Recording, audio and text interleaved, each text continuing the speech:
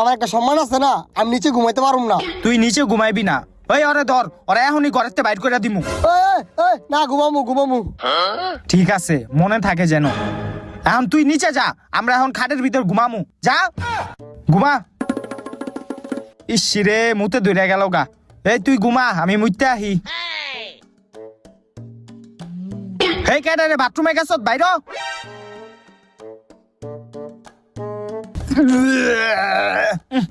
গন্ধ। এই তুই ভিতরে কি করছ? এই একটু আগ দেখেছিলাম। তাড়াতাড়ি পরিষ্কার কর।